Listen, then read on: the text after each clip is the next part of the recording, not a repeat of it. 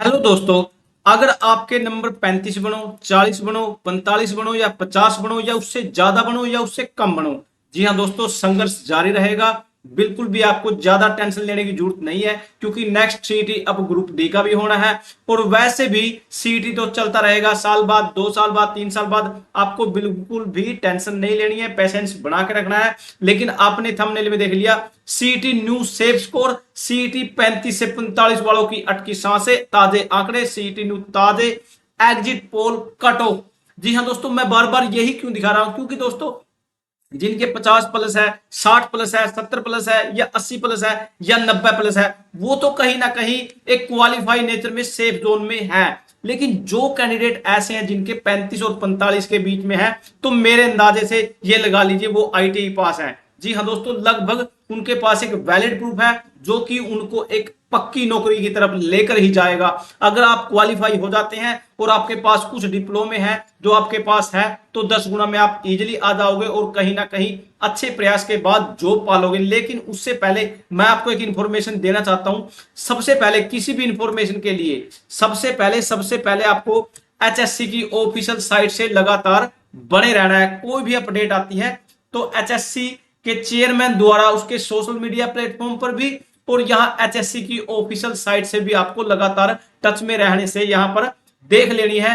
हम कुछ आंकड़े, कुछ अंदाजे बेस पर ही आपको डिटेल वगैरह दिखाने की कोशिश करते रहते हैं, लेकिन ये नहीं है कि ऑफिशियल है ये। जी हां दोस्तों, शुरू करते हैं फटाफट। सबसे पहले तो लेटेस्ट अपडेट के लिए आपको अपने YouTube पर सर्च करना है जॉब रॉकेट, और आपके सामने कुछ ऐसा इंटरफेस होगा। आपको सिंपली यहां वीडियोस वगैरह देख लेनी है, हर प्रकार की आपको मिलेगी। लेकिन यहां मैं पोस्ट के माध्यम से आपको दिखाने वाला हूं। यहां पोस्ट किस किस की सीटी के फॉर्म में करेक्शन करनी है। जी हाँ दोस्तों, किस किस को करेक्शन करनी है, क्योंकि एचएससी के चेयरमैन ने पहले ही बोल दिया था भी करेक्शन के लिए हम इसमें एक विंडो ओपन करेंगे, जिसमें जिन्होंने जर्नल किया है या ईडब्ल्यूएस करना था या रिजर्व कैटेगरी से था, क्योंकि टाइम कम होने की वजह से, सरल में कुछ इश्यू होने की वजह से यहां लगभग 2000 के करीब एग्जिट पोल में जो हिस्सा लिया है उसमें मैंने करनी है लगभग है 60%। और जो बोला मैंने नहीं करनी है, कोई जरूरत नहीं है, वो है 40%। तो कहीं ना कहीं इसकी जरूरत तो है, इसमें ज्यादा सोचने वाली कोई ऐसी बात नहीं है। लेकिन उसके बाद थोड़ा नीचे चलते हैं।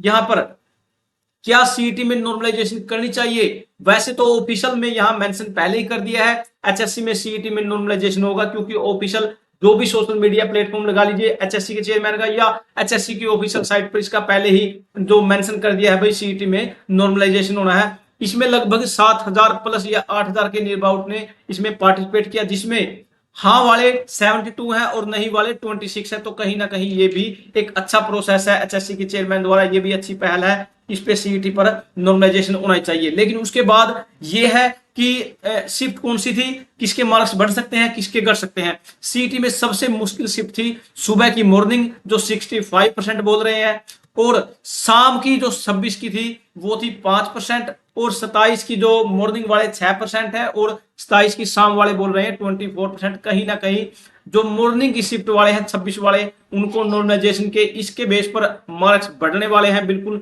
जो 35 से 38 और 39 के आसपास है और 26 की मॉर्निंग की शिफ्ट में उनका एग्जाम था, तो कहीं ना कहीं इसके हिसाब से उनको पॉजिटिव 2 या 4-5 मार्क्स मिलने की बिल्कुल संभावना है। लेकिन उसके बाद थोड़ा नीचे चलते हैं। यहां पर सीईटी में आपका स्कोर कितना बनता है, जो 40 से 45 वाले सबसे ज्यादा है। इस पर मैंने अनेकों वीडियो बनाई हुई है, बिल्कुल आप वीडियो वाले सेक्शन में जाकर देख सकते हैं। 38 से 48 वाले 56% ऐसे कैंडिडेट है जो इसके नियर अबाउट है। कहीं ना कहीं उनको ही 2-4-5 मार्क्स की आवश्यकता है, जो क्वालिफाई नेचर में चले जाएंगे। और आईटीआई अगर उनके पास कोई भी डिप्लोमा है तो फटाफट वो इजिली इसमें 10 गुना में आ जाएंगे, जिसकी वजह से वो कहीं ना कहीं जॉब के हकदार हो सकते हैं, क्योंकि उसके बाद वो मेहनत भी ज्यादा कर पाएंगे। एक अंदाजे के अनुसार, एक एस्टिमेट के अनुसार मैं आपको बताने वाला हूं, फीमेल सुपरवाइजर के लगभग 200 प्लस पद आने की संभावना है।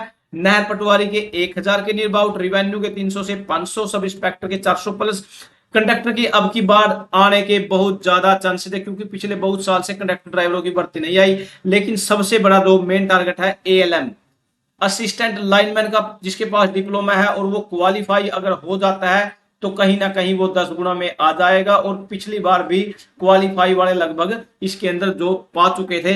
और एसएस शिफ्ट अटेंडेंट ये भी इससे रिलेटेड है। और जेई, इनमें अगर एमपीएसडब्ल्यू है, स्टाफ नर्स है, फार्मासिस्ट है, ओटीए की है, जितनी भी इनके पद आते हैं और आपकी क्वालिफाई है और आपका क्वालिफाई नेचर में आपके मार्क्स बनते हैं तो कहीं ना कहीं 10 गुना में आप इजिली आ जाओगे, जो कि कहीं ना कहीं आप सभी के लिए अच्छी खबर है। वैसे एक इंफॉर्मेशन के अनुसार सीईटी में पदों की संख्या बढ़ेगी, नई सीईटी में देखने को मिलेगी। टेक्निकल पोस्ट के ज्यादा पद होंगे, सबसे ज्यादा पद बिजली विभाग, पुलिस विभाग, स्वास्थ्य विभाग में देखने को मिल सकते हैं। और यहाँ अलग अलग रिजल्ट आएंगे, कुछ भर्ती एग्जाम अभी हो सकते हैं, कुछ में टाइम लग सकता है, क्योंकि सबसे पहले तो जैसा मैंने देखने को आया था, जो हरियाणा पुलिस की भर्ती में प्रोसेस सबसे पहले स्टार्ट होगा। अब की बार बहुत जल्द ग्रुप डी की भर्ती भी देखने को मिल सकती है। एक माह में चतुर्थ श्रेणी की भर्तियों के लिए सीईटी की कोशिश रहेगी और जो टॉपर होंगे, जो शॉर्ट लिस्ट होंगे, उनको ही सिलेक्शन दे दी जाएगी। कोई एक्स्ट्रा एग्जाम इनका नहीं लिया जाएगा, एक बार ही एग्जाम लिया जाएगा। 13 लाख के करीब इनमें रजिस्ट्रेशन पहले ही हो चुके थे सी के लिए, लेकिन डी के लिए ज्यादा आने के प्रावधान करने पड़ेंगे। अब की बार नियर अबाउट 15 लाख के नियर अबाउट ग्रुप डी के लिए रजिस्ट्रेशन हो सकते हैं और कहीं ना कहीं एग्जाम लंबा होगा। जी हाँ दोस्तों, 2 की बजाय अब की बार 3 दिनों में एग्जाम हो सकते हैं, 6 शिफ्टों में हो सकते हैं। उस पर भी जैसे कोई अपडेट आएगी ऑफिशियल या एचएससी के चेयरमैन द्वारा, उस पर भी आपको इंफॉर्मेशन लगातार दे दी जाएगी। अब एग्जिट पोल के माध्यम से मैंने आपको कुछ समझाने की कोशिश की है। स्कोर आपका कितना भी बनो, आपको बिल्कुल भी टेंशन नहीं लेनी है। सीईटी न्यू सेफ स्कोर, जिनकी टेक्निकल पोस्ट है वो तो लगभग क्वालिफाई ही अपने आप को सेफ स्कोर में मान सकते हैं, जो जैसे मैंने इलेक्शन वगैरह बोली थी। और हरियाणा पुलिस वाले भी, जो जिनकी हाइट वगैरह फिजिकल मेजरमेंट जिनका ओके है और एज भी ओके है, वो भी लगभग 10 गुना में आ ही जाएंगे। लेकिन जो अन्य पोस्टें हैं, जैसे आप +2 और ग्रेजुएशन बेस की, उनकी कट ऑफ जब तक उनकी पोस्टों का नहीं ऑफिशियल इंफॉर्मेशन आ जाती, हम उस पर बिल्कुल भी नहीं बोल सकते।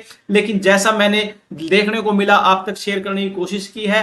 इंफॉर्मेशन कैसे लगी कमेंट सेक्शन में अपनी राय दे। थैंक यू दोस्तों, नमस्कार दोस्तों।